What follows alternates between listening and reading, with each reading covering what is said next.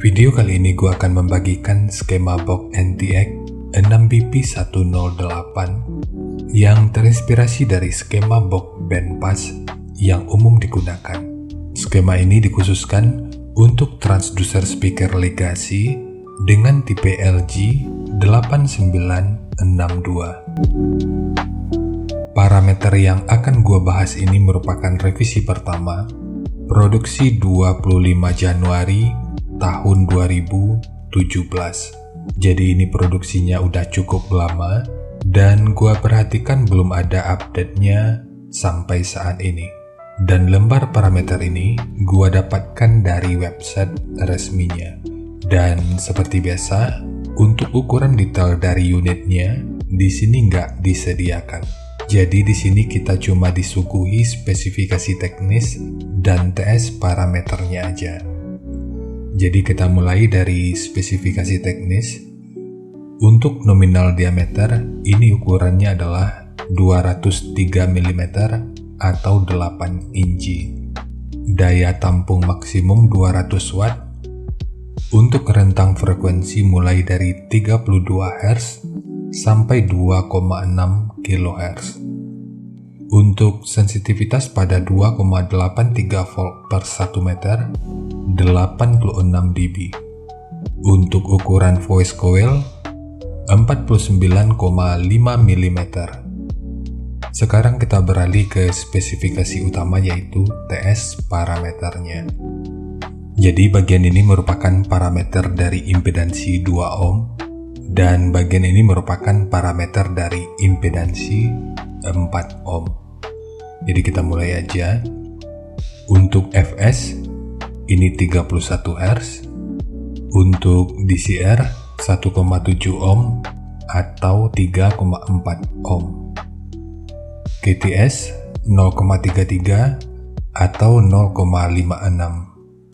Cache 0,36 atau 0,65. QMS 4,22 atau 4,06.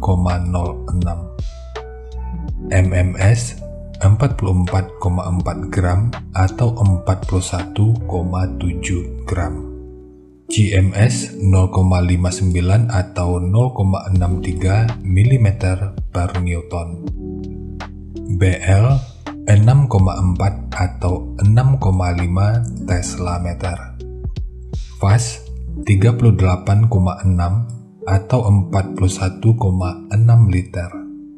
Efisiensi 0,31 atau 0,18%. SD 216,4 cm persegi. Dan terakhir Xmax di 4,2 mm. Dan dari semua parameter ini, kesimpulan di awal yang bisa kita gunakan, speaker ini memang lebih direkomendasikan untuk box tanpa lubang angin. Untuk EBP, ini akan tergantung pada impedansi yang akan digunakan. Namun yang pasti, ini memang disesuaikan dengan peruntukannya. Karena ini ditargetkan untuk penggunaan volume internal yang minimal. Sementara terkait efisiensinya, di mana Fs-nya 31 Hz dan respon frekuensinya mulai dari 32 Hz, menurut gua ini terlalu rendah dan mungkin gak akan begitu maksimal pada rentang frekuensi tersebut. Ini karena untuk menghasilkan frekuensi rendah yang baik, sebuah speaker itu tentu juga harus didukung dengan diameter konus yang lebih besar serta jangkauan Xmax yang lebih tinggi. Meskipun tentu kita nggak bisa melewatkan parameter Q-nya. Jika diset pada frekuensi yang terlalu rendah, Xmax-nya akan mudah tercapai dan output yang dihasilkan tentu akan terdistorsi, sehingga watt yang mampu diterima otomatis juga akan berkurang. Dan dengan watt yang berkurang, maka SPL-nya tentu juga akan menurun.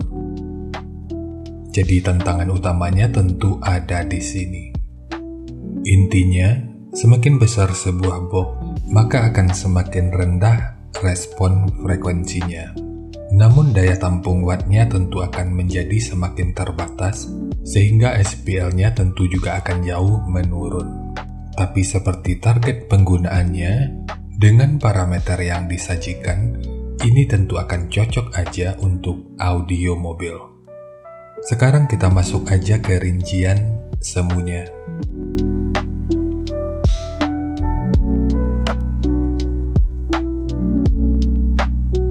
Untuk rincian semu, poin yang gua gunakan di sini adalah 110 watt.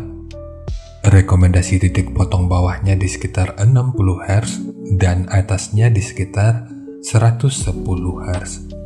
Tapi ini sifatnya tentu nggak mengikat, jadi nanti bisa dicoba aja sesuai karakter yang diinginkan.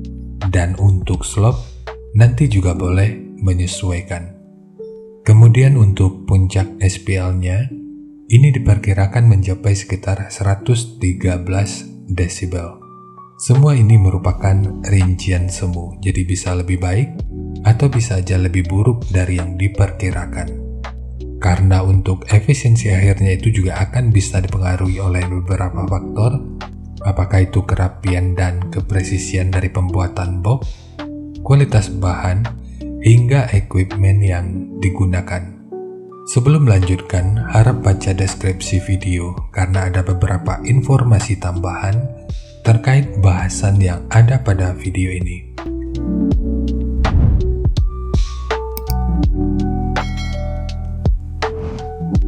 Dan berikut referensi yang gua gunakan dalam mendesain skema box speakernya.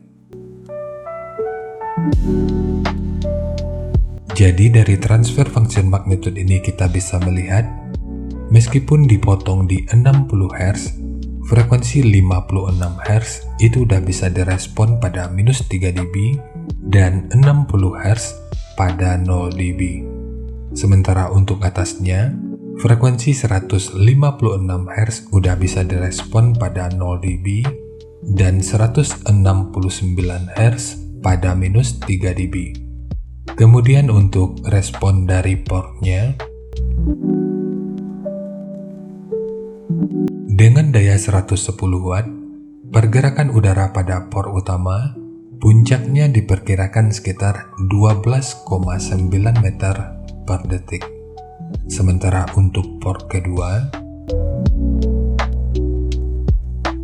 puncaknya diperkirakan sekitar 14,1 meter per detik. Sementara untuk gain yang dihasilkan oleh port kurang lebih seperti ini. Jadi secara teori, untuk respon bawah yang dihasilkan oleh port utama, ini akan membantu dalam merespon frekuensi hingga sekitar 50 Hz pada minus 3 dB. Sementara untuk gain yang dihasilkan oleh port kedua, frekuensi 180 Hz ini bisa direspon pada minus 3 dB.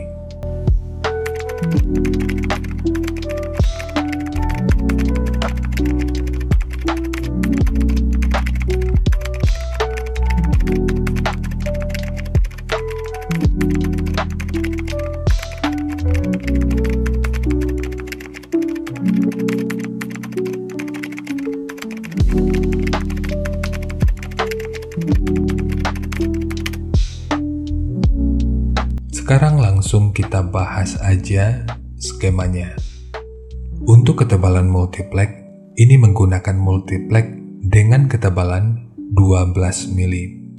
Kita mulai dari tinggi, jadi tinggi box ini adalah 260 mili, panjang ke belakang 460 mili, kemudian lebarnya 340 mili. Jadi ketiga poin ini merupakan ukuran terluarnya. Untuk port, ini sama-sama menggunakan ukuran 30 mili.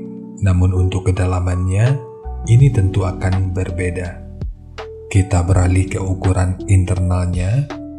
Ukuran internal yang kalau kita ukur dari sudut ini sampai ke sudut yang ini ukurannya adalah 120 mili. ukuran internal dari sudut ini sampai ke sudut yang ini ukurannya adalah 172 mili. Kemudian untuk triplek dari dudukan speaker, ini menggunakan dua lapis. Satu sebagai dudukan utama dari transdusernya, dan satu lagi sebagai penguat dari dinding dalamnya. Untuk dinding belakang, ini juga dibuat menggunakan dua lapis, yang bertujuan untuk mencegah kebocoran suara ke belakang, serta akan membantu dalam menciptakan efek kardioid. Kemudian bukaan port di sini yang kalau kita ukur dari sudut ini sampai ke sudut yang ini ukurannya 30 mili. Kemudian ukuran dari sudut ini sampai ke sudut yang ini ukurannya 130 mili. Ukuran dari sudut ini sampai ke sudut yang ini ukurannya 78 mili. Dan kedalaman port yang ini yang kalau kita ukur dari bibir depan sampai ke sudut yang ini ukurannya adalah 180 mili. Untuk penggandaan, ini juga berlaku untuk dinding depannya. Karena pemasangan speaker nanti dari bagian depan ini. Untuk bukaan dinding dalam yang ini, nanti diatur aja ukurannya. Sedapat mungkin gunakan bukaan dari sekitaran ini sampai ke sini aja. Sementara pintu depan ini dibuat lebih luas untuk menghasilkan efek simetris yang lebih baik. Sementara untuk handle, ini hanya untuk estetika dari penyajian videonya aja. Jadi segitu aja untuk skema dari box NTX 6BP108 khususnya untuk transducer speaker Legacy dengan tipe LG8962. Jika nanti lu punya link review dan video check soundnya, silahkan bagikan aja pada kolom komentar agar bisa dijadikan referensi juga buat teman-teman yang lainnya. Terima kasih untuk lu yang udah nonton sampai detik ini. Bagaimana tanggapannya atas bahasan kita kali ini? Sampaikan aja pada kolom komentar biar kita sama-sama bisa belajar agar lebih baik lagi. Dan seperti biasa, jika lu suka dengan bahasannya, silahkan like dan share aja videonya ke teman-teman lain yang sekiranya juga suka dengan topik yang sama. Untuk lu yang udah berlangganan, terima kasih banyak atas dukungannya. Dan untuk lu yang belum berlangganan, jika berkenan, bantu subscribe-nya. Dan jangan lupa untuk baca kolom deskripsi dan kunjungi juga tab komunitas untuk mendapatkan informasi dan update terbaru. Jadi segitu aja, dan kita ketemu lagi pada video yang lainnya.